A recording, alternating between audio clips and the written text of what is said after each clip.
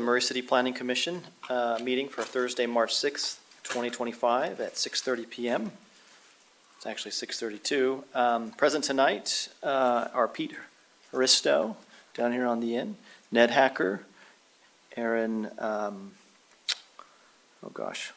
Aaron Hildreth, sorry. Myself, Michael Richards, Peter Kling, Jake Pearson, Aaron, Katie Rogers, and David Rogers from staff. I guess we'll jump into the business items. We'll start with the approval of minutes. Have all the commissioners had an opportunity to review the minutes? Yes. Yes. Yes. Are there any changes that need to be made? No. No. All right, I'll ask for a motion. Chair, I'll make a motion that we approve the minutes from October 3rd, 2024. Is there a second? I'll second. Okay, we have a motion from Commissioner Pearson and a second from Commissioner Rogers. All in favor, say aye. Aye. Any opposed? Minutes have been approved. All right, let's do the conflict of interest. Any conflicts of interest tonight? No. No. No. Wouldn't imagine there would be tonight. And then approval of findings of fact. Has everyone had an opportunity to review the findings of fact for More Than Mysteries, conditional use permit, and the Burger Station subdivision and Burger Place vacation subdivision extension? Yes. Yes. Any corrections or changes? No. No. Okay, I'll ask for a motion. Mr. Chairman, I'll make a motion that Planning Commission approve the findings of fact and conclusions for the Hannah Tucker More Than Mysteries conditional use permit and the Burger Station and Burger Place condominium extension, subdivision extension, as written. Okay, do we have a second? I'll second. Okay, we have a motion from Commissioner Hacker and a second from Commissioner Haristo to approve the findings of fact for More Than Mysteries conditional use permit and the Burger Station subdivision and Burger Place vacation subdivision extension. All in favor, say aye. Aye. Any opposed? Okay, seeing none, findings of fact have been approved. Hey, Chair, can I ask something? Sure. I'm not positive I said the right date when we did the approval of minutes. Do you want to repeat it? Maybe Or can we just should. make a note? Maybe we should. I think I said the wrong date. Yeah, I heard October. Oh, Okay. did you? Yeah, I heard that. Okay, well then, let's go back. And it's March 6th, right? March 6th, right? March 6th. Chair, can So, I make yeah, another motion? Please make another Chair, motion. I'll make a motion that we approve the March 6th, 2025 minutes. Yes. Do we have a second? And I'll second. Okay, we have a motion from Commissioner Pearson to approve the minutes from, March 6th, thank you, and a second from Commissioner Rogers. All in favor, say aye. Aye. Any opposed? Okay, the minutes have been approved twice. One with the correct date. All right, so moving on to our agenda. We only have one agenda item tonight, and this is a discussion only, so no public comment, but we're grateful for any public that are here that want to listen. So we'll jump into the agenda item, which is our review of our Murray City Center form-based code. Yeah. Go ahead. So, thank you, Chair. This is, just a discussion item. So I've invited our consultant, Mark Morris, who you have no doubtedly remember from other discussions, to just come up and we can, I provided the whole draft of the document so we can kind of go through it. Some of you have lots of questions and some of you may not, I don't know. So I'll kind of turn the time over to Mr. Morris to kind of start us off. Okay, if we can get it up on the screen, we'll see.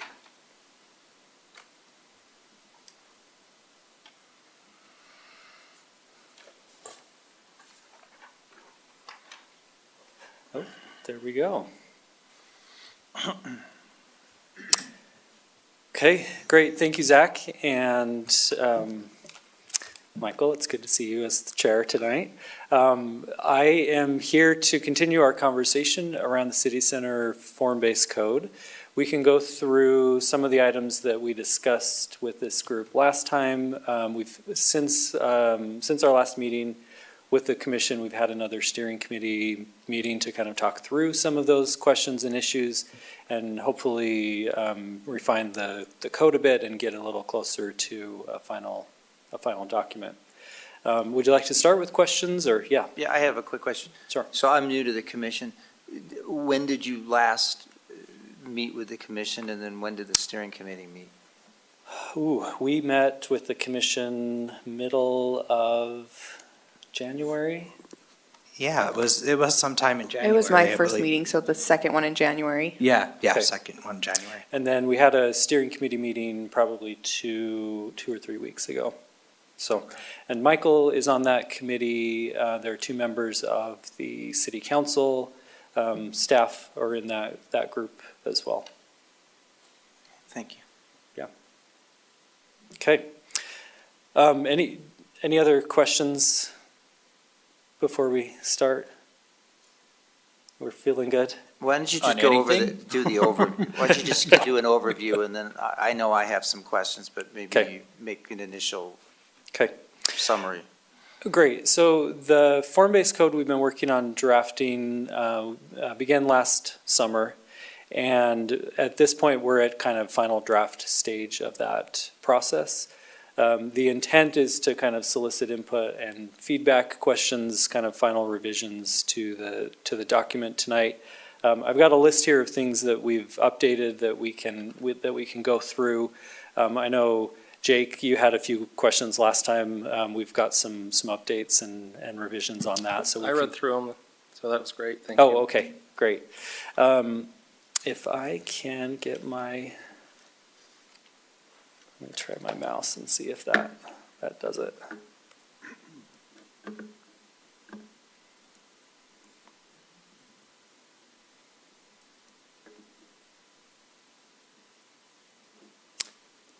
Oh, there we go. So a few changes that we've made to the document.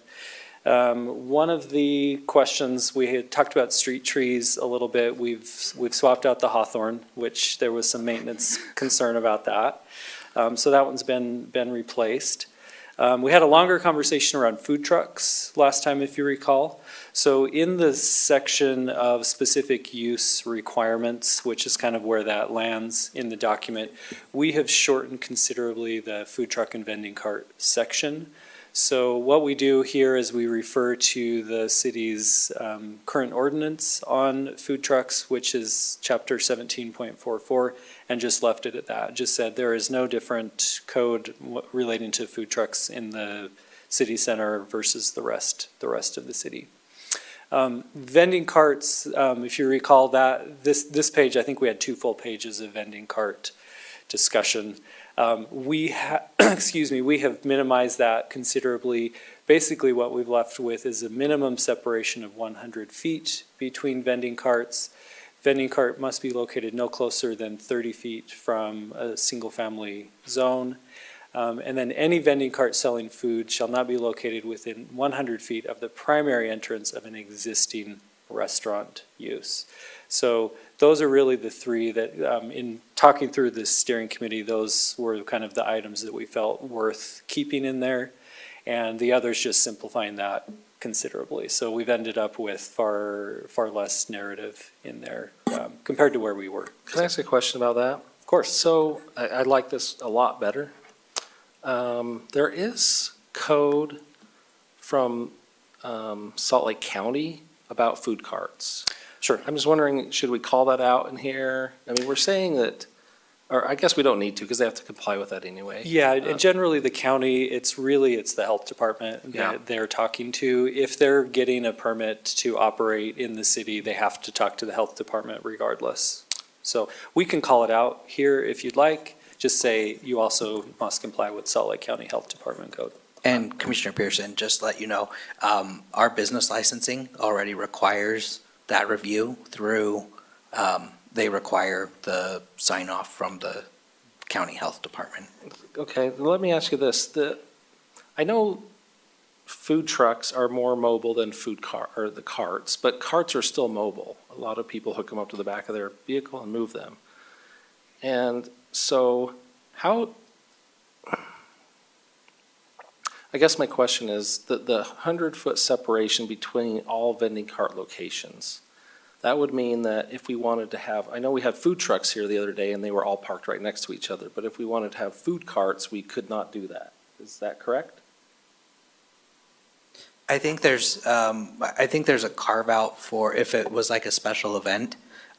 We do have special event permits and seasonal uses that kind of allow us to be flexible on that. I think these are more, I'd say, semi-permanent instances of a food cart as opposed to something that is like event-based or is just happening one-off.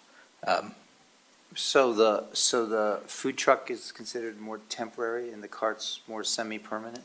So the food truck is regulated entirely differently because the state has pretty much said, don't touch them, for a lot of things. So we don't have a lot of regulations on food trucks generally, but food carts, we do have a little bit more regulation. But yeah, food carts are usually a little bit more semi-permanent. One of the ones I can think of right off the top of my head is right here off 4800 South and 5th West. There is a food cart there that's been operating pretty much since I've worked for the city. Really good food. But So year-round? Yeah, year-round, yep. This is much better. I like it a lot, so I appreciate it. Sure. And I think the general consensus in the steering committee was, the more the merrier. We're trying to create a city center. If we have more food carts, food trucks, these are all things that help with the general vibrancy of the city center. So I think a shorter regulatory approach to that, I think is great. Another of the, let's see, page 80. Zach had brought up that there are some riparian corridor regulations around Little Cottonwood Creek. So these are really pulled from existing regulations around the riparian corridor. So we just wanted to make sure those are in here. So in this transit neighborhood form district, those parcels that are butting up against the creek corridor need to be aware that there are some specific regulations. So that was an addition that was not in the previous draft. Like I said, these are not new regulations. These are merely repeating what the current regulations are around the riparian corridor. Let's see. We have changed the street map. We've added this little purple segment here is Poplar Street. We have shown that as a pedestrian street, just for kind of looking into the future what that alignment is intended to be. So rather than showing it as one of these other options, we've given that it's kind of its own designation. And hopefully, Zach, that is as you expected. Okay. If you go too far, go back 2 pages to page 22. Prohibited uses, didn't see it the first time. Number 6 there on the bottom of H6, drive-through facilities. Correct.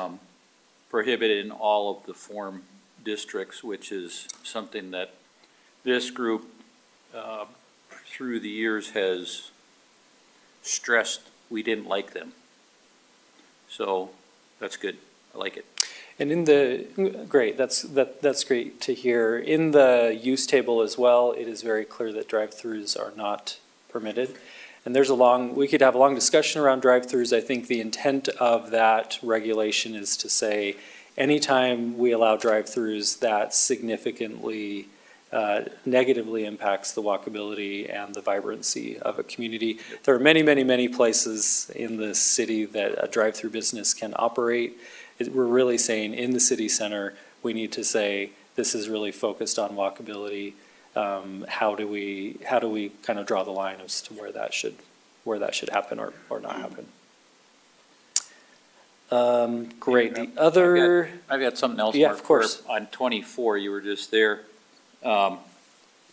Street types, another good comment is the lighting that's included in all the different street types. And I know lighting has been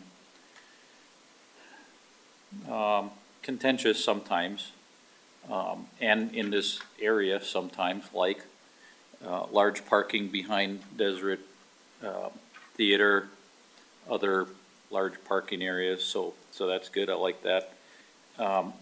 One thing I wanted to ask about here was, doesn't talk anything, I didn't see anything in here about street furniture.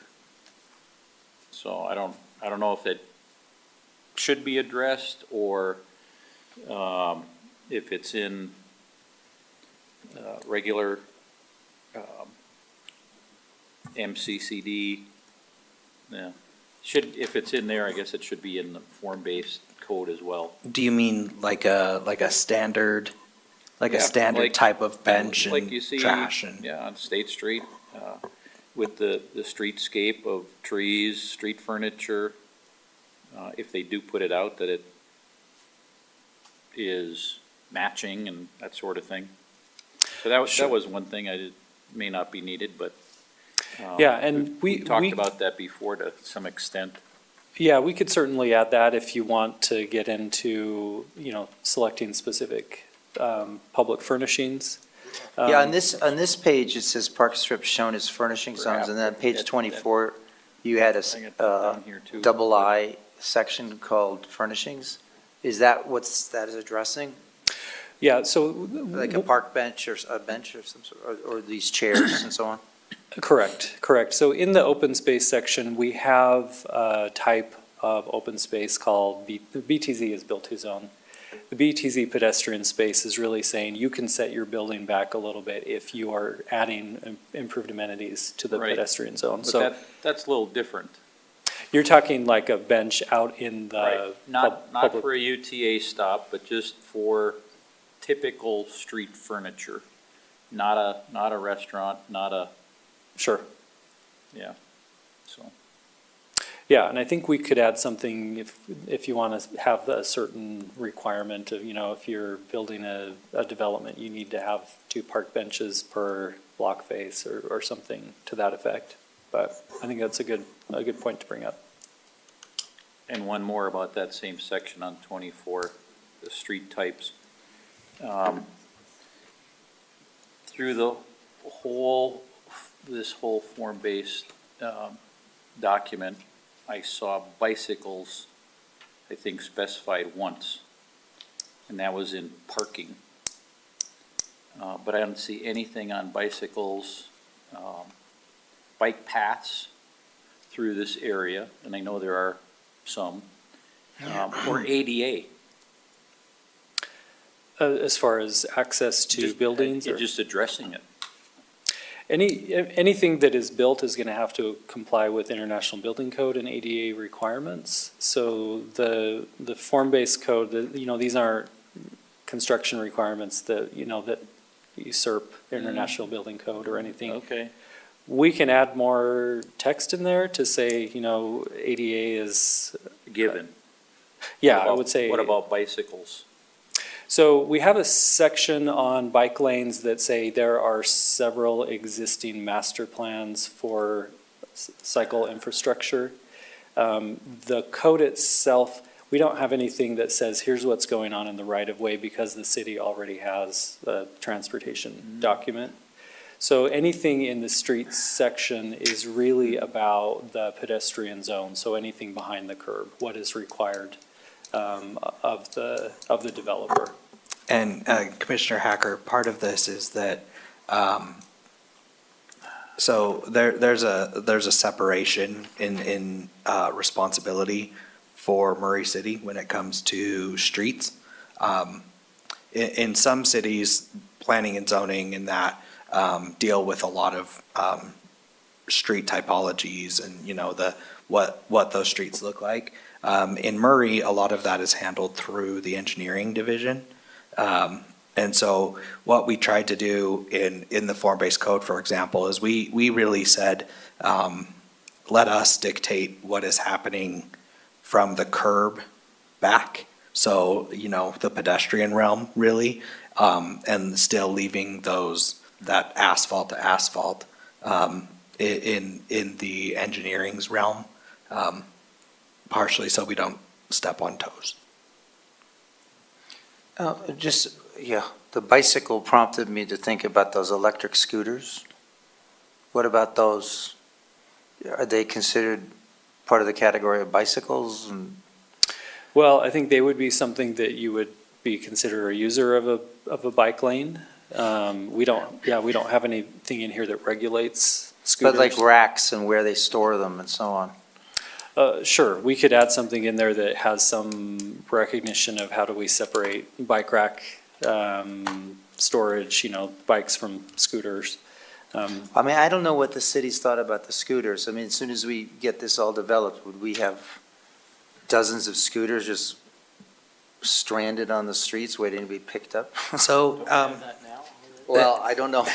I don't think anybody's going downtown right now with the scooters, but. So it seems like, just like anything, it was really popular in early 2020. They're still pretty popular in touristy areas, but I think their appeal has kind of, not necessarily died down, but it has kind of gone down. The city did have an opportunity a while back, this was over 5 years ago, to contract with a scooter company, and I think we decided not to move forward with that. So we don't have a lot of those, but I think our director wants to say something, so I'll let him address something. Sorry to loom here, but typically, Zach was getting there, and maybe you were going to get there anyway, but typically cities handle that through whatever type of franchise agreement they have with a private scooter company, where they can park, where they can put those types of facilities for, typically, some of the big touristy areas will have actual designated bike or scooter parking areas. We don't allow them. We haven't entered that agreement. Certainly someone can ride one of those through the city if they obey traffic laws, but in terms of storing them on public streets, the city just simply doesn't have an agreement to allow that. So if they're stored on a sidewalk right now, it's not legal, and they'd have to move them, right? So, and I would recommend that we can still regulate through that system of, if they were to approach the city and the city decided to have a franchise agreement with them, that's where we would nail down, this is where you can park, these are the types of places you can they have docking stations and things like that. Those would be nailed down in a franchise agreement. So, but the city's decided to treat the bicycles a little bit differently then. I guess, then there's Not the really, 'cause- electric bikes versus regular bikes. Yeah, it's just vehicles, right? Those scooters can use the streets and bike lanes. They're not supposed to be on sidewalks. I think I've rented those in touristy areas myself, and usually there's a provision right in the agreement that says don't ride on the sidewalk, and Right. so I think those are handled just through the rules of the vehicle. But it's a vehicle, they can use bike lanes, they can use Yeah. vehicle lanes. And I would also add to that as well, that those are for like Bird or whatever groups are specific. Privately owned, scooters or e-bikes, those are gonna be treated just like anybody else's bike or scooter. We're not gonna go out and, wrangle them off the street and push them over and say, get out of here. I guess I was meaning from the standpoint of just accommodating space for bicycles being put in a rack or Yeah, scooters and or I electric think- bikes. I think the bicycle racks probably could be, I would anticipate they'd be used for the same for scooters as well. Okay, great. One other item I wanted to point out, we had a discussion around signage with this group. We've got some updated, what we've done is we've kind of gotten a little more specific on what we're talking about with different sign types.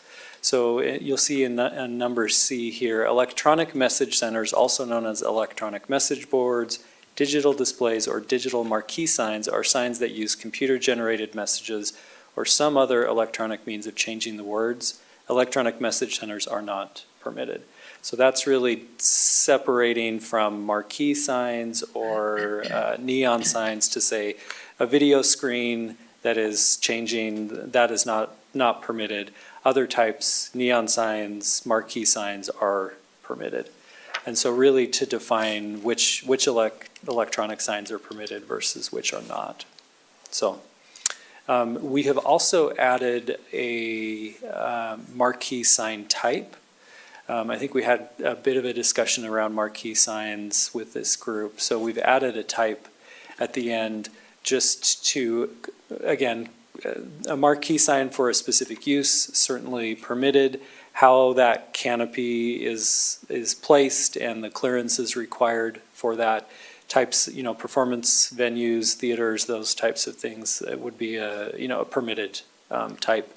I think in some cities, they refer to electronic message boards as marquee signs, so we wanted to make very clear, when we say a marquee sign is permitted, this is the type of marquee sign that we're talking about. Any questions on signage? I have a question. Yeah. I believe it still says that neon signs have to be approved by staff. Correct. Is that correct? Correct. My question is, like, what's the reasoning behind approving a neon sign? Like, what is staff going to use to decide that this neon sign is good and this neon sign is bad? I think it would be the size of that sign. Is it in a location where it's going to be, again, you've got neighborhoods surrounding the city center. Is the location of that sign an issue? We can't regulate the content of that sign, but you can regulate the size and location of it. So I think the So- easy answer to that is that we're not going to say you can't have a neon sign because it's neon. We're going to say you can have a neon sign as long as it meets these, the way the Supreme Court did it is time, place, and location. So if it's meeting the standards of the size of it, that way we're just seeing it, and it meets the size, time, place, location, and all those the size of those. We'll be looking at that, not necessarily saying, oh, here's two signs, and one's neon, one's not. Oh, we're going to approve the not neon one. I guess my concern is if we're concerned that the neon sign may be an issue, we're leaving that decision up in the hands of one person that's objective, completely objective, and we're not having a committee, we're not having a group, we're having whoever happens to be at the desk that day decide, oh yeah, that's great, I love that neon sign, or I don't. And so I think if the city thinks it's an issue, then we should have it come before the planning commission, or if we're fine with just putting some rules around it, we should put some rules around it. Sure. I think the challenge here is that any one of these types of signs could be a neon sign. So nowhere in here are we saying there's a specific type of sign, design that is approved or not approved. We're really saying here are placements of signs where we've got wall signs, we've got awning signs, we've got hanging signs. Any one of those could be a neon sign. And so rather than saying the neon sign is a completely separate sign type, what we're saying is that that type of sign is permitted with some review. And again, it's the placement of it. Because a neon sign can broadcast light differently, a wall sign that doesn't have any, I agree with what you're saying. Yeah. I agree that there could be concerns. My Sure. concern is, you're leaving it why up to leaving a that up to just a staff single So- staff member? I would also add that even if it was allowed for just a single staff person and they didn't agree with that, in the administration section, there is an appeal procedure that they can appeal that up to, I think, the Architectural Review Committee, and then they can actually appeal that even further to the Planning Commission if they disagree with I agree, our but interpretation. I guess I'm more concerned about them approving something. I agree there's an appeal process, and if they say no, then they can appeal that, but what if, I guess I'm more concerned about what staff's going to approve than what they're not going to approve. I mean, we could change it so it Not just that I says don't, I they. mean, I don't want to sound like a distrusting staff. I just, I'm just saying, 10 years from now, who knows who's sitting in staff and making that decision? Well, and again, they are permitted to make decisions based on certain things. Again, they can't regulate content. They can't say, oh, I don't like your business, so I'm not going to approve your sign. Like, that's not, legally defensible. Again, it's really the location and the size of it, if it meets those other standards. So let me say this another way, that either way, so if it's a commission or if it's staff, we would still be looking at the exact same regulations. You as the body wouldn't be allowed to say, okay, well, we don't like the size of it or whatever. If they're allowed to go up to a certain size, then they still are allowed to. So Zach, what you're saying is if they meet all the regulations or all the wording, then you have to approve it? Correct. So why do we have to have it reviewed by staff if they already have to meet all those requirements? To make sure they meet all the But requirements. isn't that with all signs? Yes. Yeah. So why so are we I- specifically calling out neon signs? So I'm reading D and E here, and perhaps to Commissioner Pearson's point, I don't understand why the neon sign in D is singled out separate from the signage where it does talk about external artificial light, LED, et cetera, and Sure. that would seem to be inclusive of the neon point, but why is letter D specifically cited to say staff versus LED lights over here in E? Sure. I think one of the reasons we have called it out specifically to answer both of your questions is that historically neon signs are like an issue in the planning world. And so I think we wanted to say, hey, this is a city center. We want neon signs. We're okay with neon signs. We just need you to know it has to be reviewed, just like anything else. And so if it's not called out specifically, it's a whole thing in the planning world. We went through this whole era of like neon sign bad, and it was like every city in the country decided they're noxious. And so we wanted to put it in there specifically to call it out to say, this is perfectly acceptable. You have existing neon signs in your city center. It just needs to go through that review process. Okay, I guess my opinion, and I won't argue it anymore. If we have in our code what the sign has to be, and they're coming and saying, hey, I want this sign, and we're going to approve the sign, and there's no objectivity to it, then we don't need to have it spelled out that a staffer needs to approve it. Or if there is some objectivity to it, then I think it should be more than one person. That's my opinion. Okay, and we can take it out completely and just say section E covers that. But I guarantee what's going to happen is someone is going to show up and say, I don't see neon signs mentioned in your code, and that, Why don't you just put neon next to LED? we could do that. I mean, I'm not saying we shouldn't review them. That's not what I'm saying. Just, I want to be clear. I'm not saying we shouldn't review them. Sure. I'm saying, though, if we have some objectivity on what we're going to approve or not, then it should be more than one person. If it's just we're checking the boxes off, we're already doing that in a normal sign Sure. permit. Well, and we've already got a structure in the code that will have an architectural review committee, which is a third-party committee. So we could say they are perfectly acceptable, subject to review by the architectural I review think that would committee. be better if, personally. How do you feel about that, Zach? You can think, you don't have to Sorry, decide tonight. checking something. I think what we'll do is give it a little bit more thought, and kind of move. We'll Sure. think about it a little bit. Yeah, and again, neon signs for the last 70 years have been a topic that, so just as an illustration, the Marie Theater, what is that sign going to be? That marquee sign? It's a marquee sign, but it's not neon. Okay. I believe it's an LED replica. Okay. yeah, and I think we I talked think. about this, neon signs are virtually not produced anymore. No one's producing neon signs. They're basically LED that are meant to look like these gas discharge signs. But anyway, we'll come back with some proposed language there.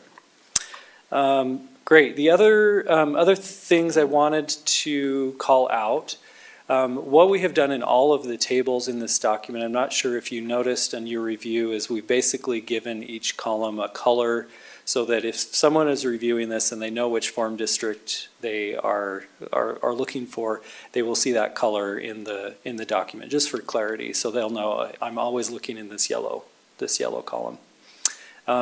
We have also added in these retail sections, service section, if you recall, we've got another page of lists of uses and tables, just so if someone is looking at this neighborhood retail, they know to refer to that next page, which I think, Jake, that was one where you were saying this doesn't make sense, that this page, what are these tables versus these tables? So just to make that a little bit more clear where someone can go to find those lists. So. I had a quick question about this page, sorry. Yeah, of course. While we're here, on page 21, on the medical cannabis, it says medical cannabis pharmacies are permitted uses in all form districts, but here on that page you were just on in 18, they're not permitted in 3. So I don't know if that's me not understanding that sentence or if that should be more explicit here. That is a good question. I had the same question, Aaron. There we go, great minds. And I don't know that I have an answer So to that. here Let's it see, says which table was permitted uses that? in all So it's form in the districts, first table, but here- or Gotcha. 3.1, Gotcha. So here we're showing not permitted, and then in the text we say and then the text says it's permitted in all. subject to. Okay. So I don't know if that's clear, just need some clarity on that. Yeah, that's super unclear, so we'll make sure that's. Cannabis in particular has very specific state regulations, so we'll look at those and just make sure we're not saying it can be permitted in this district when the state says it absolutely can't. Okay. Yeah, no, good catch. Okay. I think those were all of the edits that I wanted to call out with this group. What other questions do you have based on review or anything else that you wanted to discuss? Do you guys want to start at the beginning and comb through? I have questions scattered all out, so Okay, if we yeah, start that's maybe great. section at a time. Yeah. Page 2 is good. Just kidding. We're almost there. One thing I will point out, we've got, the front section is quite lengthy, this place type section where we've got goals and all kinds of things. This is really more to kind of get through the process. In the final document, we will pare this back so that that introductory chapter is pretty brief. We just wanted to make sure as we go through this process that all of those goals, it's clear where this comes from. This isn't just kind of pulled from space. Could you speak to, if this is the appropriate time, to what the timeline is now on this? And is the council then going to approve this? Is this to get codified? We had a discussion last month about the general plan. So I'm curious, where's, from a project workflow, I suppose, and timeline, what are the steps that are anticipated? Sure. So to answer your one question, yes, it gets codified. This basically is a replacement for the current MCCD zone, so it will be codified. It will have to go through a recommendation from the Planning Commission, and then the council would vote one way or another to adopt. We've had similar discussions just like this with the council for several months now as well, so they're kind of going through their own process of questions and refinement. And so timeline-wise, is that initially I was going to have this on for a public hearing on your next meeting. But just due to some things, Zach's stress, I'm going to move that over to probably the April, I'm hoping for the April 17th for a public hearing. I felt like that gives us a little more breathing room, especially after tonight's conversation, to give Mark some time to draft up any changes and get those questions answered. And then also, I'll bring up a question later on, I think. And then, yeah, we'll be able to move forward. Okay. So then, when this commission finally reviews, votes on a final aspect of the recommendation to the council, then the council subsequently will look at it and vote on it, and then this becomes the Law of the land. code. Okay. I think Aaron had a If grundle we're of questions, it just sounds like. Dive into it, all right. Okay. So I don't know if this is the right even place for it, but I was reading through it. I didn't see anything mentioned about affordable housing. Are there any incentives or plans? Are we working with RDA to get some funding on that, or is that something else? That is separate from this Okay. document. So this is more closely aligned to zoning code and not the kind of financial incentives from the city. I Okay. am 100% pro affordable housing. It's just, it doesn't really impact the I document. controlled F'd it. I didn't see the word affordable housing in there, so I just don't know if it's something else, but that makes sense. Yeah. Shall we just keep going? I have other questions. Yeah. So how much cooperation is necessary, or this plan contingent on UDOT? I would say we don't need their cooperation. This is a land use, But review. but there's certain things, as we try to figure out bike lanes and pedestrians and so on, that So- might be affected by that. Yeah, so this document really, as far as State Street and Yeah, UDOT's that's, yeah, control of specifically it, State Street. we have included some text that merely paints a picture for a vision for State Street. We don't have any control as a city to tell UDOT what's going to happen there. I think what we intended with including that State Street discussion in this document was really to say, when the time is right with UDOT, which seems to sort of be getting closer and closer, the city can say, here is our adopted code for our city center, and what we would like are things that you have done along State Street for other communities, and what we're trying to do is create a specific type of place, and UDOT's infrastructure impacts that. So we don't include, here's what we want as far as the lane widths or bike lanes or anything like that. We're really just saying, when the time is right, here are the types of improvements that the city should ask for or lobby for. So to kind of piggyback on that, so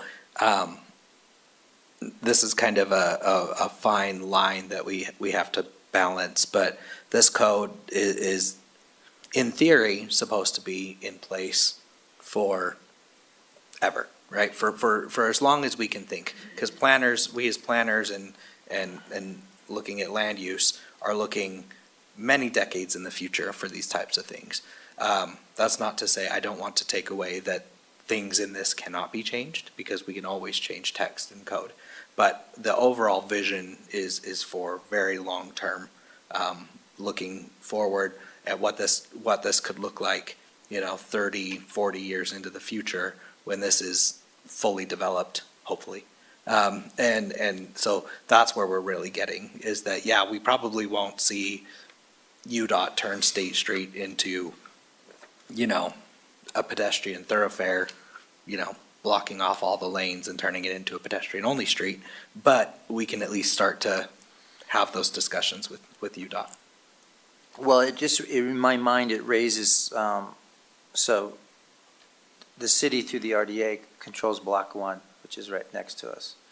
So, and I think we've talked about this before, hopefully that sets the table as an example for all the other private developers and the direction we're trying to go with this. And so I guess my question related to the first question was, to what extent are we asking the prospective developer of Block 1 to conform to this now in terms of their directional proposals? Some of the things we've looked at the concepts already, and I guess it's out in the public. And to what extent do they feel any of this as far as parking, walkthroughs and so on, is or isn't impacted by the State Street issue? So I don't want to get too far into review of the concept, but what I can say is that we as, Chad, me, Elvon, have worked hand in hand with Rockworth to make sure that they've been getting copies of this form-based code, and we've told them that they're going to, when they come forward, they are subject to the form-based code.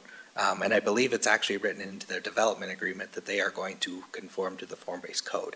So they've made comments and suggestions on things that have made it into this code as well. So it's Yes, they will be working and conforming, largely conforming with this code. Okay, so that answers the next question I had, and maybe it's just an affirmative response that a developer, as far as Rockworth specifically, understands how to create a proposal specifically to the direction we're taking with this. Okay, check. And I would say their input and their kind of questions about the code have been super helpful, where they provided a few thoughts of, here are some ideas. So I think their input has been Well, appreciative. I should disclose, I mean, Zach knows I was on the steering committee a couple of years ago about this, and it's evolved, right? He was on the steering committee for the downtown strategic plan portion of it. Gotcha. Yeah. Yeah, but I thought we discussed form-based code then. You discussed recommending that we do the form-based code, or create a form-based code, which is what we're doing. So So here we're we checking the are. box. I was just wondering if I was in another century when we were doing this discussion. No. So I'm looking at it, I said, we had this before, so I was like, oh yeah, this is very familiar to me. Yeah, Okay, we're here because of your recommendation. yeah, okay. I had some questions on page 15, the residential transition form district. Mhm. Sorry, if you're all done. Yeah. Okay. So it says here that it's supposed to be this, in full disclosure here, I know some people that live on the back end of Center Street there. And they're concerned, and I'm concerned too. It says it's a transition between the existing single-family neighborhood to the east and State Street. But all of those are maximum 3 stories, and so is this. So is that an actual transition? And after talking to some folks over there, it seems like they would want to keep it at 2 stories, at least because that's just the backside. So on State Street, 3 stories makes sense, but then 2 stories on the backside of State Street, essentially. So I don't know it doesn't seem like it's a transition if the max is the same. Like, what are we transitioning to? Well, that's a great question. The intent of the residential transition zone is really to say, okay, the epicenter of the city center is really on the west side of State Street. And so there can actually, the way that the code is written, there can be taller than 3-story buildings in the Boulevard District with a little bit of a setback. So basically, along State Street, maximum is 3 stories. If they set back, they can go to 5. And so the intent of the residential transition zone is to be a step down from that height, that really your maximum is 3, and then you're kind of buffering from the height of what could happen along that State Street corridor. Right, but it's the same, right? Unless, so page 11, it says the minimum is 2 and the max is 3, so that's the same. Correct. We have a carve-out here that they can go to 5 stories if they have a setback from State Street. So the Boulevard transition, or the Boulevard Farm District, the maximum height is actually 5 if they adhere to some setbacks. What does the current code allow in that area, if you don't mind me asking? I think it's I 10. believe, so it's weird. So if it's on Center Street, I believe it's 35 feet, which is, you could technically, you could almost get 4, I think, almost. It's about 3 stories as well. So you can currently build 3 stories there? Yeah. Okay. And you could have probably a lot more commercial uses on that Center Street than you would on the residential transition area. So this was supposed to be, this district is supposed to be much more residential in nature. And that's the other part of the transition part of it, is that it is transitioning more towards that residential neighborhood area. There's not nearly as many permitted uses in that area, or building types for that matter, I think, as well. Is that, Correct. is that intended to make it less incongruous with the single-family homes on that area? Yes. No, one of the reasons to include the 3-story height is that a lot of townhouse product has to be 3 stories for it Yeah. to work. And so where we're kind of imagining, okay, this is part of the city center, but it's transitioning to an established single-family neighborhood, a townhouse across the street from a single-family home, you know, that happens. See, but happens those all the time. townhouses, they'd have a garage as part of their 3 stories, right? Correct. And then 2 floors above it. Correct. Okay. That's a pretty typical townhouse across the region. So that's kind of, Aaron, to answer your question, that's why we've included the 3 stories, is to say, okay, we're actually stepping down from what could theoretically be a 5-story concentration along State Street. But as Zach pointed out, uses and building types and that sort of thing would lend itself to townhouse-type development. Okay, that makes sense. Peter, I think it's your turn. Oh, for a question? Yeah. Oh, okay. Jeopardy. I got a question on 27, page 27, unless someone's got something before that. I have one on 16. I'll hold my Okay. last question. You go ahead. With the form district boundary changes, similar to what Jake was saying earlier, it just goes to planning staff to change the boundaries. And it lists the requirements, but they seem a little objective. What does that process look like? And can I speak to this just a little bit? Yeah, of I course. think we may have just missed this, but I think we did want it to be like a zone change, I thought, for a legislative, right?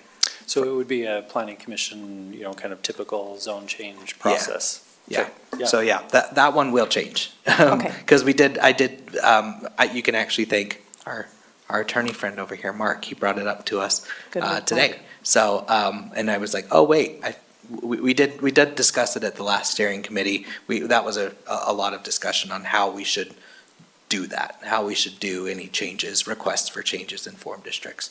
So what you're saying is it would just be like a normal zone change where it'd go to us and then go to the council? Correct. We'd send a recommendation? Yes, yep, that's our intention. Yeah, so Perfect. we'll get it. Yeah, we'll Awesome. get that updated. The intent is not that, oh, someone over here says, hey, I really want to be this, you know, Right. transit neighborhood. They couldn't do that, but they could say, hey, I'm right here. I'd really like to be, you know, in the residential transition district. So it has to be contiguous. But I think keeping with that process that you already have of a zone change, it's the closest thing you would have to a zone change in a Yeah. form-based code. Awesome, thank you. That's a good catch. Sorry, scooting back a Okay. little more on 12. I'm just, are all these historically like appropriate materials? Are those like defined somewhere? Or is like our developers going to be limited to a certain type of materials or is that clearly defined somewhere? You know, we had a discussion about this in the steering committee, and we had kind of given it more definition. They didn't want to get super prescriptive on historically appropriate materials. They wanted to say, you can come to us with a proposal of your design and make the case for these are historically appropriate materials. That is a pretty broad category. I mean, a concrete building can be historically appropriate Yeah, material. like what era are we talking here? Yeah. Saloons or? Yeah, I mean, if you Right, go, that's historical. a lot of, historic places are really sort of pretending in 2025 that they might be using materials that weren't typically used. I'll tell you, Main Street Park City looked absolutely nothing like what it looks like today. It's very much a drag show on Main Street. So the materials, the committee actually, we had this discussion, how much do we want to define that? And so I think the materials, that's kind of why we've left it open to say, make the case that it's historically appropriate. As long as they're meeting, the spirit of, we want something that feels like it fits in with the existing building stock on State Street. Okay, so they'll pitch something and then it'll be approved or not, is what I'm hearing. Correct. Okay. Correct. Yeah, I mean, If they- this has been a topic of much discussion among the public for many years now, particularly in this area here with folks wanting to preserve buildings that are not really viable any longer. Sure. And when one refers to historical context, if the buildings no longer exist, there's no reference points anymore. And so this goes to a question that I had was, which tends to blend into this, was, is there room for the aesthetic, design materials, a palette of some sort that we would like people, because form-based code indicates an aesthetic to it as well, not just the construction. I think this starts to get at it, but I was curious about what the thinking was with the steering committee regarding that. I can understand we don't want to be overly prescriptive for developer, but on the other hand, there are, going across the county, there's real contrast in terms of steel and glass that looks like it's going to be just looking good for 20 years. It's the trend of the day versus something that has a more classic kind of design. And the Holiday, unfortunately, I guess we have the same developer looking at this Block 1. What Holiday's done, it tends to be something that more people are accepting of, even though the previous Holiday looked nothing like that, right? Sure. Similar to what you were saying about Park City. So my question is, in your steering committee and previous discussions about this, what's the back and forth, the pros and cons and so on, and being able to include something Sure. more specific regarding that here? Yeah, I think the steering committee mostly was concerned about the historic feel along State Street, to say, we're not going to be super prescriptive, but we want something that feels historic to what State Street along in Murray City Center was historically.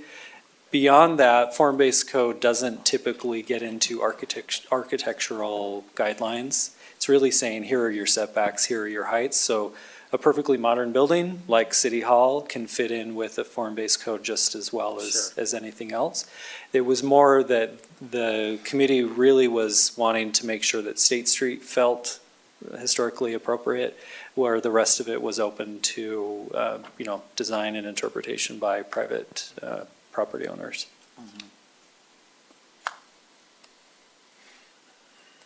Okay, Jake, are you up?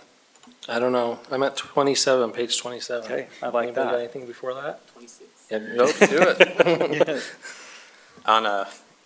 On page 26, a couple quick ones here. On the stormwater management, the low impact development, it says encouraged. Is that like defined somewhere, like by state law? I looked it up, and I don't know if I'm getting out of my element here. The Division of Water Quality Standards, I guess, is something that's defined by the state. Is that what this is referencing to? It's really saying, there's a whole regulatory world around stormwater, low-impact design, encouraging it in the document. We're not going to get into, all of that in this, but there are other things in here that we encourage. I think green roofs are encouraged. Other types of practices are certainly recommended. I think if a developer is standing up here and is trying to impress you so that you feel warm feelings about his project, he's going to say things like, we're using low-impact design, we've got a green roof, you know how they are. They want you to be happy about what they're doing. I will say that also as part of engineering in our stormwater, there is a state requirement for a certain percentage of the project to retain/detain their own water. Okay. And LID is one of those recommended things. So it's weird. Land use and that is kind of weird. So that's kind of being addressed in a different, not a different lane, but a different lane, I guess. Yeah, a project's going to have to go through the engineering department's review on how they're dealing with their stormwater. Okay, and then a quick question about the trees. Yeah. So these trees, are they grandfathered into whatever they have? Does this come when something changes? Like, what triggers the event? And then, I would assume then, I guess, if they're developing something, would the city provide the trees, or would the builders put the trees out there? All good questions. First of all, any tree that's existing is going to stay as long as it's happy and healthy. The tree list here, we've selected trees that are going to give us a good canopy, that are going to do well in an urban environment like we've got, aren't going to be maintenance issues. That's kind of how we've settled on this list of trees. These wouldn't be provided by the city, just like any other, if they're buying benches, if they're, all of those things, it's up to the developer to provide those. What we've done here is really just said, we want a consistent canopy of trees, And so here are the tree types that we've assigned. You actually already have a good portion of these, green base, Selkova, along Hanauer here. So that's why we've used that tree on that particular street, because that's the one that has been used very recently. Yeah, we kind of, well, we were like, we're not going to replace all the trees that we just literally just planted.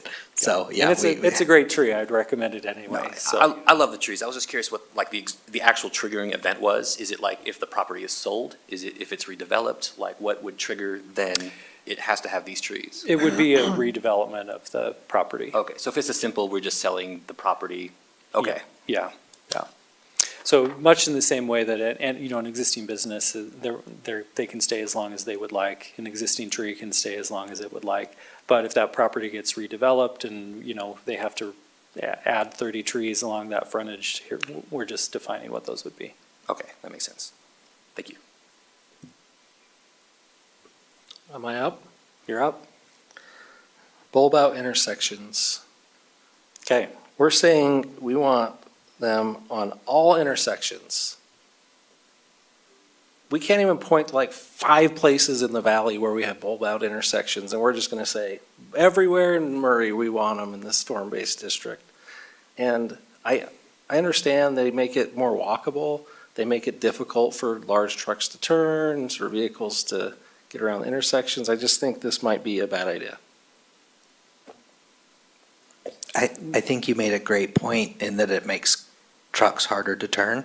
That's the intent, is that it's for a lack of a better term, that's the intent, is this is supposed to be a district for pedestrians as the primary user, right? And bicycles. So in a very small area like this, we want that pedestrian safety as much as possible. And so it's a very small area where the rest of the city has very large spaces for trucks and vehicles to make wider, quicker turns, I guess you should say, tighter turns. Where this should be an opportunity for somebody to slow down and have to really consider that turn as they're making that turn onto a street. I understand the reasoning behind them. I think that I just think that this idea that we're not going to have cars driving in this area is not real, and making it harder for cars to drive in the area. I understand that it calms the traffic. I've read a lot about them. I understand the benefits of them. I'm just not sure we should, take something that's very experimental and just decide that's what we want in our whole I'm so sorry, what page are you Downtown referencing? bulb intersections. On this page? No, it's the next page. I won't say anything more about that. My next page is 88, so. I want to catch up with you on this. You talk about B intersections? B2. So these bulb out intersections are a specific type of intersection that you can go find them. There's a few places in the valley they've done them. So you're saying it's because it's in all. But basically, it bulbs out into the street. Oh, I see. What you're trying to do, Peter, is narrow the width that a pedestrian has to cross, and it also puts them out so they're more visible for car traffic. So we're not saying that cars are not going to enter the city center, we're just saying they're invited in at a specific speed, and bulb outs is one of those methods to slow that speed But you down. wouldn't be able to do that on State Street without UDOT. So you're talking about the secondary streets from State Street. Yeah, we've had a long conversation around bulb outs on State Street. They've actually just constructed a bunch downtown for between 6th and 8th South, where they've got some on-street parking. And again, it narrows the width that a pedestrian has to cross the Oh, I see. vehicle lanes. I mean, there would be service delivery trucks and so on that try to get into. Sure. Yeah, So- and it says the radius of each bulb out shall match the radius requirements per the city public works department. So we're not saying this is, some impossible, radius to turn. We're just saying there are certain methods to slow traffic speed so people aren't just tearing through the city center at speeds that aren't appropriate. So we could certainly say, you know, we encourage them throughout, but we require them on certain street types. But again, that's the, you know, that's the intent. You have this vision of a walkable city center. These are some of the tools to get there. If you don't want to require that on every street, we could say, here are the ones where they're required and here's where they're encouraged. I have an opinion, but I don't want to, I'm not going to fight about it. I mean, that's my opinion. I understand why they're in there. Sure, yeah. Okay, anyone have something between 27 and 88?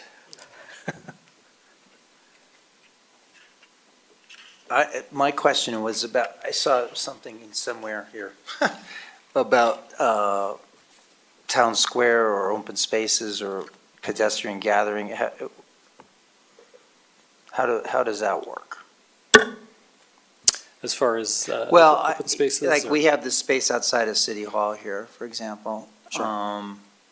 And there's pocket parks mentioned and some other things. Town Correct. Square, I'm looking at page 70. Oh, I'm moving in Jake's direction here, page 76. Yeah. 77.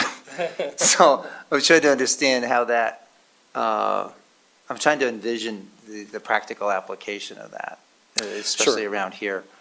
Sure, so this section basically is giving definition to different types of open space. So a developer comes in and says, I want a pocket park. We've got some parameters to say, well, here's what the city would like to see. Like for Block 1, for example, if they were to say, hey, we want to build a town square, here are the dimensions and the requirements for the form of what that would be. Okay. Does that make sense? Yeah, I'm just trying to visualize how that would work with some of the concepts I've seen, but. Sure. I think the ones that you're going to see most frequently, this BTZ pedestrian space is super common, where if we're saying, here's your maximum setback, developer says, well, actually, I want to go 10 more feet back from the sidewalk, but the reason why I want to do it is because we're building a restaurant and we want this really great space. Allowing for those types of open space is built into the code to say, we encourage that. You know, we know that bringing the buildings up to the street is important, but if we're pushing them back for a specific open space type, that's encouraged. The others are a little bit, they're larger type spaces. A park with a soccer field, you may or may not get that in the city center. That's a pretty large amount of land necessary Very for. small soccer field. Yeah, so, I have a question about the open space, and this is sure. form-based and just like a general, like zoning question. Can we make requirements for like a minimum amount of open space in each district? Like, can we say there needs to be this, like, I don't even know, like square footage of like open space so that there is open space? Is that Yeah, in the that's plan? Is that an That is- option? a good question. It is an option. As we were developing this, we have worked with other cities that have been operating with the form-based code for some time.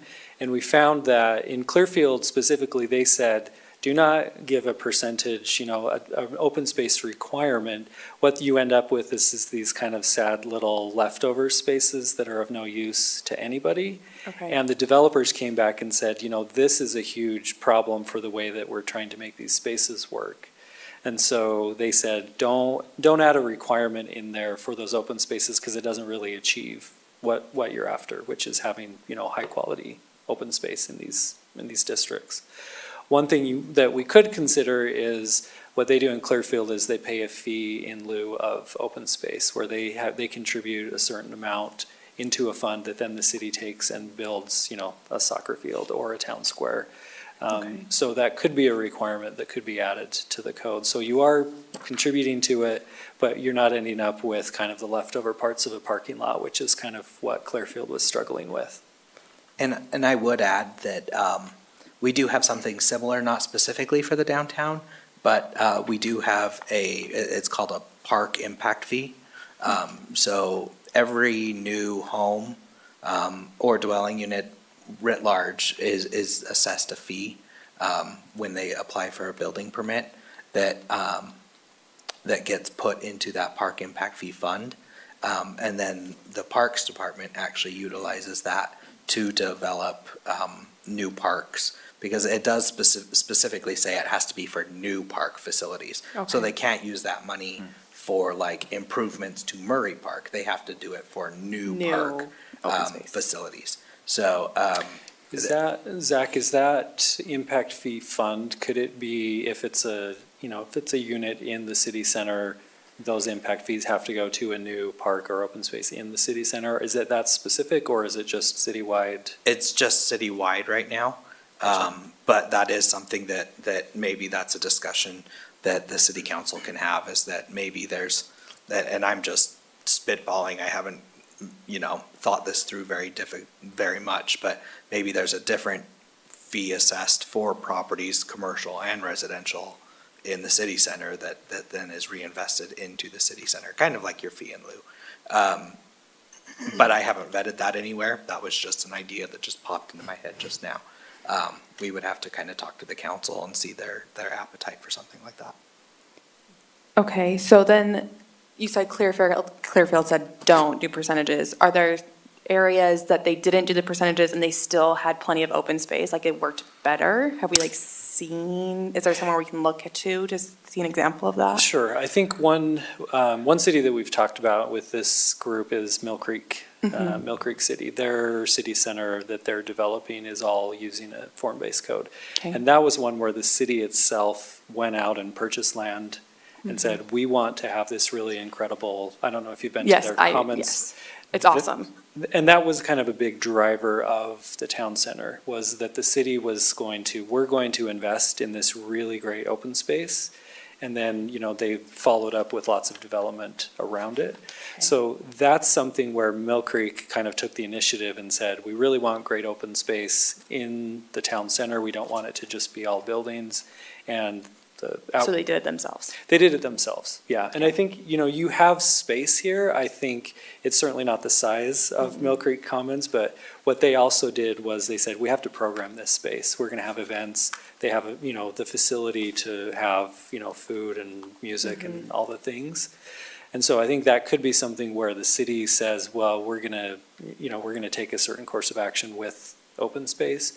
I think the way to do it in perpetuity is really to say there's a fund where new development is benefiting the city center, that you're getting that open space requirement in a different way, if that makes Okay, sense. that makes sense. So, Why don't we program it ourselves? Have we talked about that? Yes.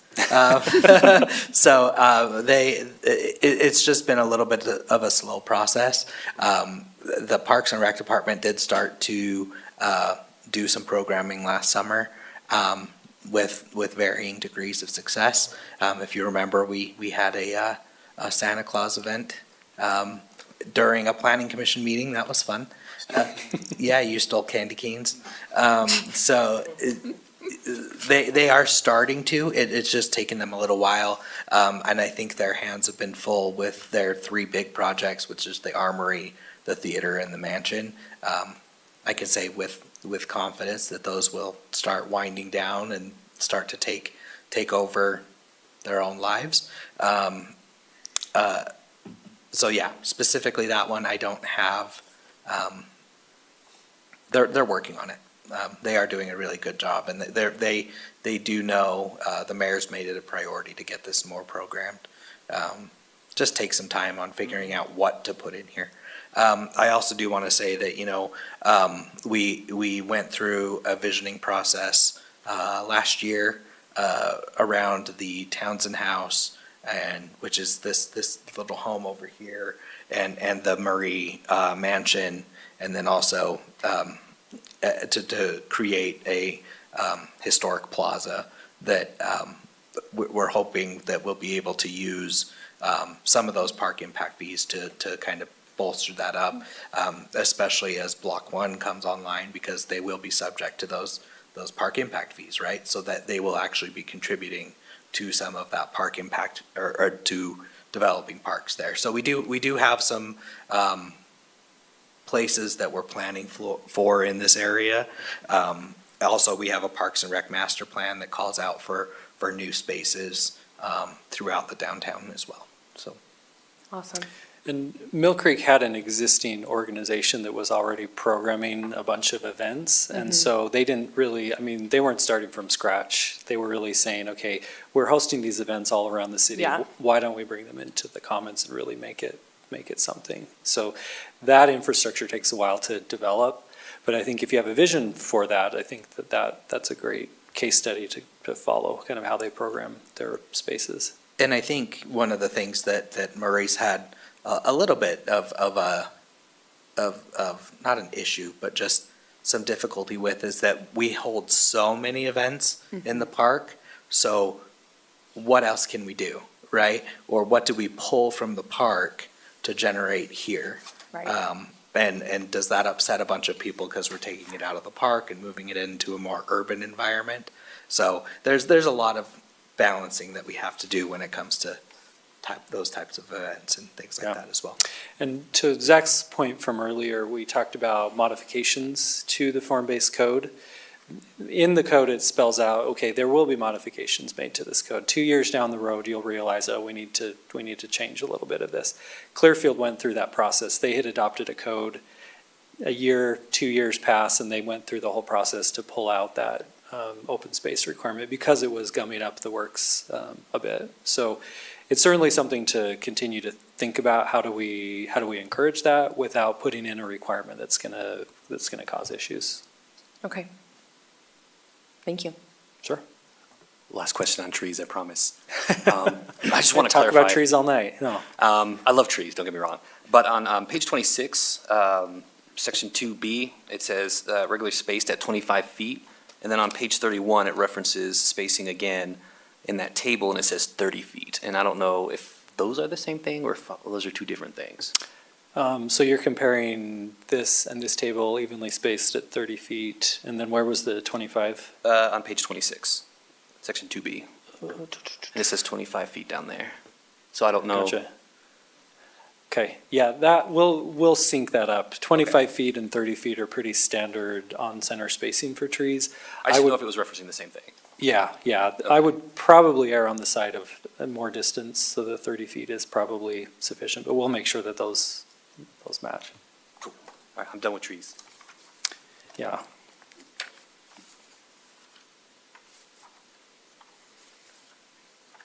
Jake, are you ready? Page 88.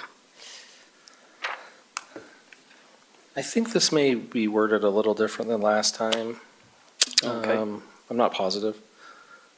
But under 2A, general parking requirements, number 1 and number 3, I don't think are saying anything other than you have to comply with city requirements. So are we putting them in there just to make us feel good? Because we're not saying, we're saying you have to have accessible parking Correct. per, the state accessibility code. But they have to have that whether we say it or not. So we're just reminding them that they have to have it? Sure, and there's Okay. many things in here that we're saying, hey, cannabis allowed, but you need to know that there are other Okay. regulations out there. We talked about EV charging stations Yes. last time. We have had a conversation with the city council, with the planning staff. They have committed to define what this EV charging station requirement will be. And so they're saying, we're not going to leave the form-based code hanging to say charging stations are important.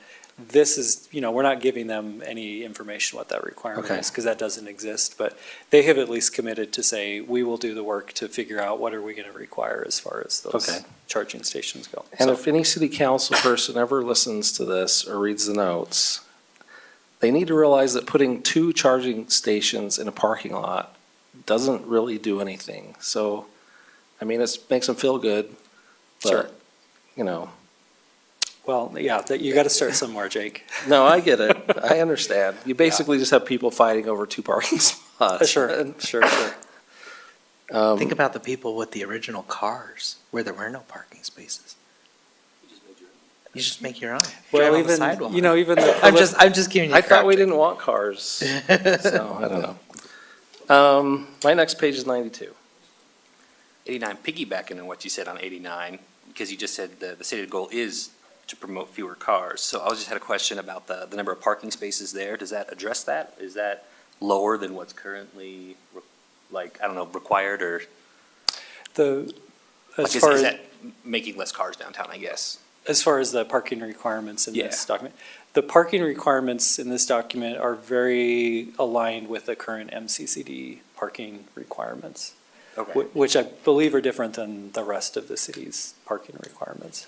okay. So eventually, the city may change what those parking requirements are, but what we didn't want this to slow down form-based code process.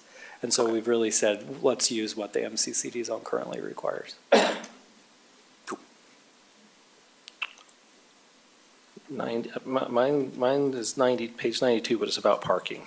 Okay. I think one of the ways you stop people from coming to your area is not having parking. And so Sure. I think having adequate parking is important. We increase some of those requirements. And I've always said, you know, if we end up with a whole bunch of parking lots that are empty, then the city could later on go say, okay, now you can fill them in with other stuff. The parking credit, where they can use city parking or shared parking. What my concern is multiple businesses could be utilizing the same shared parking. Sure. And reducing their parking requirement. And does that mean we're gonna end up with a city with no parking? No, what we're trying to encourage is more efficient use of parking. So what we're saying is if you have a ratio of users here in the shared parking, if you've got office tenants, they need that parking very specific hours, residential. I got the retail. hours make sense to me. Sure, yeah. But the parking credits is not in relation to that, You're right? saying that You're just using- reducing their overall parking amount. Correct. Because I went and said, okay, look, I've got 600 feet from my building, I have, 30 parking stalls on the street. Sure. So I'm going to reduce mine by a third or whatever, I think it was a third, right?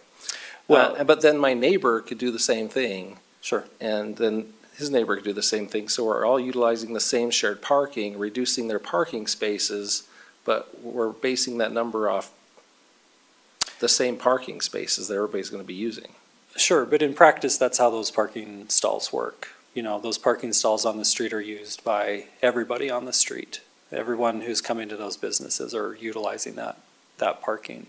So we're really just recognizing, hey, these 12 stalls, if you've got 4 or 5 businesses, everyone is using those stalls. And so we're just recognizing that those public parking stalls serve a purpose and they're shared amongst, all of those businesses, and giving them credit for, how many stalls they need to. But when we're looking at these parking requirements, like I specifically looked at each use, like a doctor's office, how many stalls should they have for a patient room? And how many stalls should they have for an employee? And then we look at those and we go, okay, those all seem reasonable, right? These are reasonable numbers, and I think they all are reasonable numbers. But if all of a sudden I get to reduce that by a third, because all my employees are gonna park out on the street in front of here, then my neighbor does the same thing, and he's planning on having all his employees park on the street, and then the next neighbor does it, because there's a lot of businesses right next to each other. I'm Sure. afraid we may just end up with a city where all the employees are parking in every available public parking space, and no one will be able to visit downtown. I think, sorry, I don't mean to Yeah, go ahead, interrupt. Zach. Yeah. I think we can have a little discussion, or think about this a little bit more. Mostly because I think, I can see where you're getting at. And I think there could be something in that there's a certain amount of users or I'm just not sure how that works out, and then I need to flesh it out a little bit. But I think there could be something like, there's a certain amount of businesses. And I would assume, and maybe it's like, because it does say public parking credit, right? So maybe if they're in if they've entered into an agreement with the city to utilize those, or something along those lines. I'm not sure. Sure. But I think, we can think about that a little bit more. So, yeah, so I appreciate that. One of the things I did when I was looking at this was I took that, I'm trying to look, I think it's 600 feet, 660 feet from the property line. If you go take a circle of 660 feet from the property line, which means that you're getting the front of the property, the back of the property, that's a very, very, very big area. You're covering a lot of this area. And so a majority of these businesses are going to be able to count every single parking spot in downtown. I wouldn't go that far. It shouldn't go that far. It's, I may be exaggerating a little bit, but go draw a circle of 660 feet. It's a big area. Yeah, and maybe maybe would you feel more comfortable with something like 660 feet by walking, in a instead of a radius Oh. in 660-foot pedestrian travel path. Well, I think as planning staff, that might be near impossible to I think I'd feel calculate. better if it was. No, I do it all the I time. think I'd That's feel better if it alcohol was proximity like requirements. 200 feet. I think 200 feet would, I haven't done that, but I think Sure. a smaller number would reduce the overlap. Sure, and 660 feet is the size of one city block downtown. That's where that number came from. If you want it to be a smaller number, we can certainly adjust that. Yeah. But that's But if where you have a building, if you have a building near, and you take it, you can take it from every corner, right, of your Sure. building. Yeah. A city block that way, a city block that way, a city block Sure. this way, and this way, and so. Well, and one of the reasons for, a reduction of parking requirements, if we have too much parking, what you end up with is Costco. You have a big parking lot, you have a big building. I and, promise we will not have that in this area. Well, that's what we're trying to do, is trying to say, what we're reducing the parking requirements in certain ways, in targeted ways, so that we're not spending all, any dollar that a developer spends on parking, he's passing along to the cost of rent, he's passing along cost of commercial tenants. And so if we can reduce that even by 10%, that's going to help with having more of that project's cost go to, productive spaces like, more housing, more commercial, more retail. So that's the rationale behind reducing. So those. this grid, let's say, maybe mixed use isn't the right term for this, but rather than having a maximum capacity for all 7 of these categories, you're recognizing that there's going to be a rotation of parking with a smaller footprint because of the Correct. times of days and the types of businesses, and that Sure. the landlords are going to be thinking very clearly in terms of their tenants, this is what's expected, right?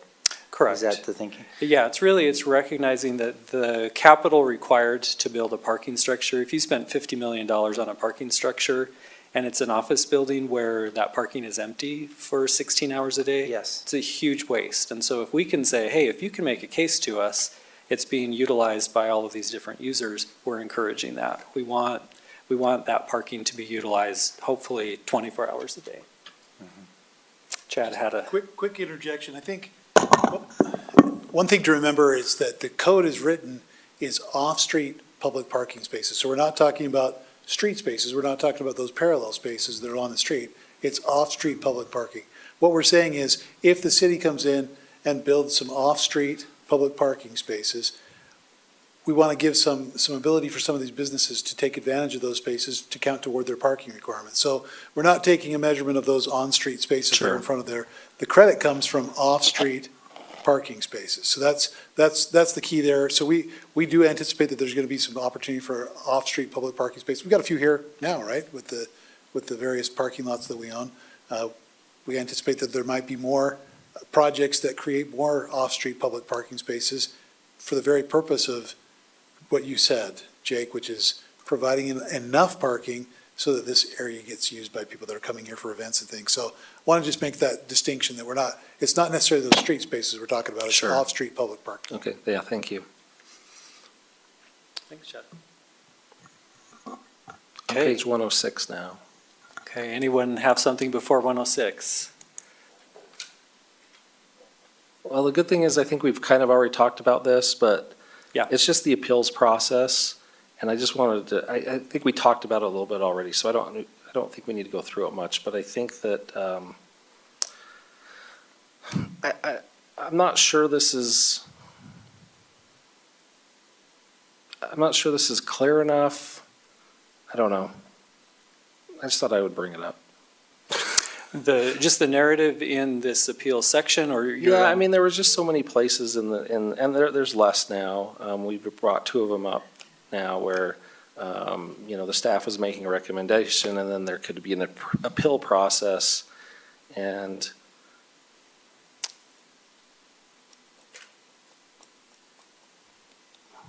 So I guess my concern more is not about the actual process of the appeal itself, but Sure. just, relying on the planning staff to make, yeah, just how that appeal goes forward and to who. sure, sure. And I don't have good suggestions or anything. I just think that it's a little, I don't know how well-defined it is. I mean, the appeal itself is well-defined, but just, that, I'm sorry. Maybe I shouldn't even have brought this up, but it's more about where the staff is making decisions and how that appeal process goes forward. Sure. Yeah, and I think there are several bodies involved in that appeals process. And so if it's something that, it has to go to the Architectural Review Committee for an appeal, or it goes to the Planning Commission, the intent is that it's not, just one staff member who's decided on a thing. You've got a process to do that, which is the way that, current planning decisions are made, that there's an appeals process defined. Sure, yeah, that's all I have, I think, so I won't say anything else. So as part of that appeal process and conformance, is this the right document? Because I don't see any penalties. Like, so should someone not be in compliance, is that defined elsewhere? Or, I mean, I know there's appeals, I get that whole thing, but so someone just says, what are you going to do about it? What's Yes. the remedy for that? Yeah, we do have an entire chapter of enforcement that kind of covers the whole zoning chapter. But that's for the whole city. Like, it's the same punishment regardless of where you are. Yeah. Tar and feather, all of it. It's You great. can build in some Drawn in tire quarter. slashing or whatever you feel would be appropriate. Yeah. Yeah, so the administration chapter, we've spelled out a few things as far as, when there are changes to a site plan, who approves a minor modification to a site plan. If if the document itself needs to be updated, that needs to go all the way to the city council for the document itself to change. But that absolutely will happen. You absolutely will find things that you're going to want to modify, a couple years in. And what that process looks like is, again, changing code the way you would any other part of the city. I'm done with questions, I promise. Okay, Aaron's done, I'll ask another one. Jake's done. On page 39, Okay, we're back to 39. Okay, number 3, ground floor requirements for residential and hospitality. No, letter B just below that. What does that mean, Mark? Hospitality units are not permitted on the ground floor. so that would be like, if you've got a hotel use, you want the, Yeah, but that's not the only hospitality, is it? no. No, it's basically what we're trying to do is make sure that the ground floor use is activating to the street. And so we don't want those happening, you know, if it's a ground floor unit, something, a retail space, service space, that's what we're trying to encourage. Where does hospitality go then? Upper floors of that building. What's all considered hospitality? I think we have a hospitality definition. Let's see if we've got that in the glossary. If not, we can, I'm thinking of any kind of clubs. I mean, this is area that you want some Sure. activity to. Sure. So in the glossary, we've got hospitality, a facility offering temporary or long-term lodging to the general public consisting of sleeping rooms with or without in-room kitchen Restaurants. facilities. Secondary service uses may also be provided, such as restaurants and meeting rooms. Rooms shall be accessed from the interior of the building. Bed and breakfasts are permitted. I mean, you want walk-up, right? So Sure. hospitality in the respect of a restaurant or cafe, you don't want those on the first floor? No, I think what we're saying, we can define that a little better. What we're saying is we don't want the hotel room to be on the ground floor of that building. Okay. If you have a hotel, we want you to put I the would restaurant, agree to that. meeting rooms, that sort of In thing. which case, hotel could have hospitality on the first floor that's not a hotel room. Sure, we can define that a little better to say sleeping rooms must be on upper floors. Minor point. Well, but I think you understand the intent there. Yeah, So I said I wasn't going to speak anymore, but I do have a question about You're this. done, you're not allowed So- to. I'm just kidding. So I've been to those places where the hotel has all the rooms on the upper floor, then you have retail or whatever at the bottom. But usually there's some type of hotel entrance or something. Hospitality. So wouldn't that be excluded from here? no, I think what we'll do is we will define better what parts of that hospitality Yeah, okay. need to be on the upper floor. It's the same thing with, an apartment building. Like, we're trying to push apartments, the rooms to the upper floor so that those ground floors are used for active uses. But I think we just need to define that a little better as to what that is.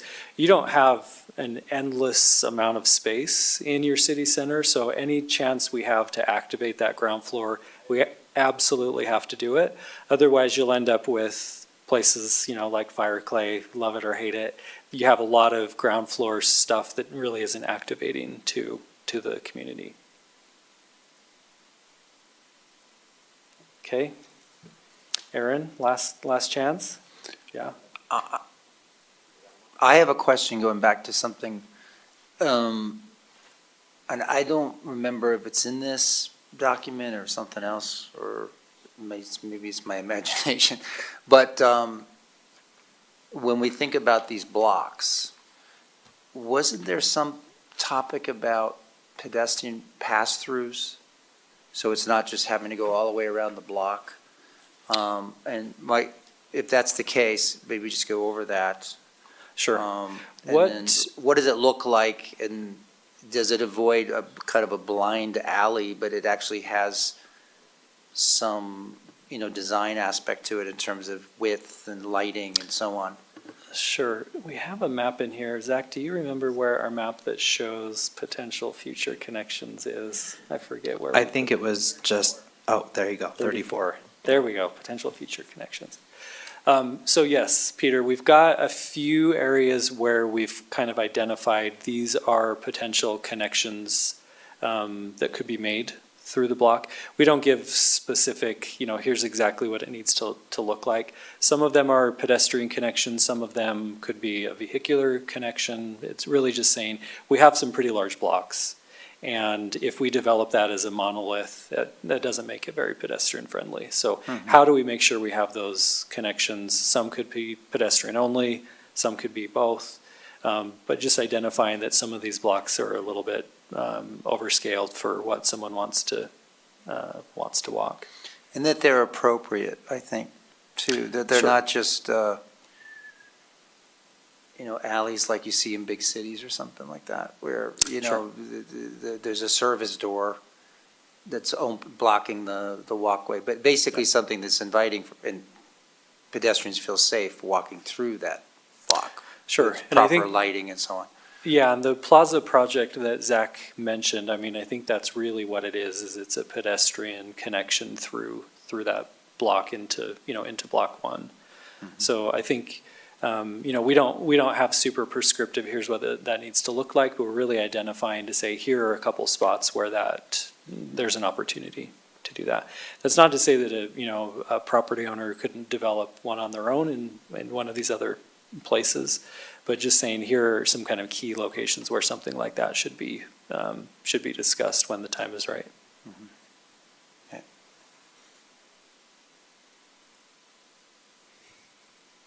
Okay. Any last questions? Katie, Jake, Peter, we're at the bottom of our list. Michael, you have questions. You got the water feature in there. That's great. So I guess my next question is if we're adequately moving forward, like obviously I'm not gonna have you guys make a motion or anything, but do you feel like we're at a point that if we get these comments addressed, that we can move to that next adoption stage? Or do you guys want to see this back again before we move it forward? I don't think it needs to come back here, but Just to clarify something, so a developer would be given this, right? Once this is codified? So, sort of. We would, so what we do, a lot of what we do as staff is meet with a lot of developers. So, and Mark just brought it up, so there's a worksheet that we would meet with them and kind of go over the entire, like, where's your property, what form district are you in, here's what you need to look at, things of that nature. And then, yeah, we would probably do a lot of hand-holding, because this is kind of You something- would or you wouldn't? We would, yeah, through a lot of these types of, I mean, we do a lot of hand-holding anyway, but this one specifically, we would, especially, it's also a learning opportunity for us as well, because we would be applying this for the So first this time. worksheet would be essentially an introduction to a project Sort of. concept, and then you get more into the detail with everything that we've just been reviewing? I mean, Zach, then I to- can. Yeah, go for it. Yeah, the intent of the worksheet is to say, this document is 106 pages long. We're not going to give a developer 106 pages and say, good luck. The worksheet is really to say, okay, here are the things, here are the steps you need to go through. Each one of these is hyperlinked, so when they're in there, they can say, okay, I need a frontage type, where's my property? They can click then and go right back to the worksheet. So it's really to say, making it as user-friendly as possible, that they can go through each one of these requirements, staff can make comments, you go through each of these parameters, and then if they have a question about it, they can just click on that and say, okay, upper floor use, they know. So they are getting introduced to this code with the hyperlinks, so that they're going to be pretty well versed in terms of what's going to be acceptable Correct, as a project. correct. And there's a sense of collaboration for that, I suppose, because they Yeah. may discuss particulars that their particular project needs Sure. some exceptions or something like that. Exactly, Okay. and that's when, if they're going through this worksheet and they've got something and they say, okay, here's a comment where we can't quite meet that requirement, then there's that opportunity for the staff to kind of provide input, here's why we want this, here's what the goal of the city is this, here's why we're requiring that. But again, the worksheet is meant to be as user-friendly as possible, that they can go through each one of those and they know exactly what the city's requiring them. Mill Creek City has a similar worksheet, and they said the worksheet makes all the difference. That if a developer can go through and say, here's what each one of those requirements is, they don't have to guess. City staff knows exactly what they're doing. If it comes to planning commission, you know exactly which one of those you need to focus on, and they're meeting the rest of those requirements. Are we trying this at all now with projects, just as I know it's not codified, but just like with Rockworth or some of the others? Not really, but what Mark has also done is, there's a prototype that we've tested this against. So we have a prototype, so we took an actual property, we took the Wells Fargo because it's a big conglomerate. They're not going to cry if we play on their property. For all intents and purposes, so it's actually up here on your screen now. So we can actually use this as well. We've used it as a way to test the form-based code and make sure that we're not getting wildly out of hand. or So, I crazy. mean, yeah, I guess the point would be that the developers are not going to create a lot of objections, just to sort of say, I would say, developers are always going to complain about what they're being asked to do, but most developers, there are enough cities using form-based code in the region that I would say most of them have some experience with it. I think if we give them something that has very specific requirements, they just don't want amorphous. well, I mean, I think that the developers have had some issues with the city over, in the last 20 years because there wasn't enough perhaps direction. Sure. And then the public comment just sort of discouraged them. Yeah, yeah. And now they have a real sense of what direction that they ought to go with, right? I mean, there's some real granularity to this too, so. Yeah, and I think that there's a fine line between like being overly prescriptive versus being too permissive. And so what we're trying to do here is to say, there's certain things that are super important that absolutely have to be in there. And there's some things that we're saying, here are some parameters that you can fall within this range, but it gives them some ability. One of the reasons why these aren't architectural guidelines, because it's like, well, whose style are we going to choose? Is it what I think is good? Is it what Zach thinks is good? We're really saying, here's the form that's important. If you have a property owner who wants to build, a glass office building and it meets all of these requirements, if they love that style, then they can do that. But it's giving them certain allowances, but also saying there's certain things that aren't negotiable. Yeah, well, I think this is certainly an improvement over, the space and height requirements of the, previous 20 years or so, where Sure. so much could be done. This is more, I don't know. It seems to me that gives a better direction for a community-based pedestrian-centered orientation rather than just building height and setback and parking spot that didn't really accommodate any of the things that this does. Yeah, and I think that there are enough cities around that we can learn lessons from and say, okay, here are some things that should absolutely be in the code, and here are some things that you can kind of say, it's up to you how to determine that. But I would say most developers, I'm sure Rockworth has worked with form-based code in other cities as well, but the intent is that it's specific enough that they aren't guessing what's on the city's mind, that they say, hey, we fall within these parameters, we meet the requirement. Yeah. But again, this is a living document. You absolutely will find things that you say, hey, we need to go back and adjust this piece. Every city is different. You won't know that for a while, but it's intended that you can go in and revise those requirements and parameters. Yeah, and I think that's why I don't think we need to bring it back. I agree. I think this draft was very good. I think most of what we were talking about, we were nitpicking some stuff. So I think, if we could tweak some stuff, I think we could probably vote on it. And I think when we come back with, asking for a recommendation, I think we can go through, here's how we've modified the document, so you can kind of see where we've made some improvements. So Maybe you just want to prove it to make sure that things correspond, I guess, because there were a couple sections where some of the pages were a little misaligned in Sure. terms of the content. You can send it out as yeah, a draft. we'll send it out in advance, and you can have a chance to review it. I think Aaron has done a good job of finding our misalignments, right? Aaron, you're in charge of that. Reproofing. I did like where you highlighted in orange. I'll just compare, that's all, but I'll go through it again, yeah. Yeah, and I can highlight the parts that have changed from this draft, just so you know, Yes, That would be helpful. awesome. where to That would be focus. very helpful. Yes. Yeah. Okay. Any more discussion? No. Thank you, Mark. Okay, good. Yeah, thank you, Thanks for everyone. the time. Appreciate it. All right. Anything else for discussion? So the only thing I just wanted to make mention of it, I alluded to it a little bit. I was at city council this past week, and there was a presentation, and I can't remember her name for the life of me, and I'm awful because I'm terrible with names. But she's Murray's marketing strategist kind of person. Erica, thank you. Thank you very much, Erica. She did a presentation on it's called Love, Murray campaign.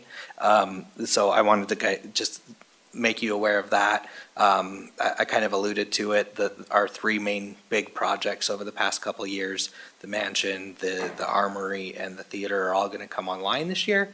And they're all going to come online rapidly.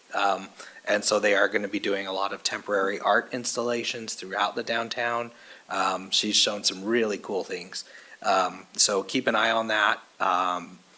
I'll see if maybe I can get her to come to the next meeting and kind of do another little thing just in front of you guys. That would be very enlightening. Yeah. I was on the Murray Arts for 6 years. Yeah. The theater was a main topic of discussion. Yep. And she just joined, I think, the city last year, and she came with a lot of really energizing ideas. Yes. It would be very good, especially as we tie that into what we're doing with MCCD. Yep. You know, so, and we've looked at the theater as really a catalyst for Mhm. entertainment down here after hours. So I think many of us are really looking forward to that. I also want to just say, I appreciate all the discussions and questions, and especially for me as new to catch up on this and understand that. And I appreciate people's allowing me to ask a lot of questions, even if they weren't on point. No, that's great. Okay, and that's all I have. We will have something on the 3rd. So yeah, that's it. Okay. Thank you, everyone. Do I have a motion to adjourn? Motion to adjourn at 8:23. Second. Okay, we're adjourned, and Zach said he's going to fix the clock. I am. I'm going to fix the clock.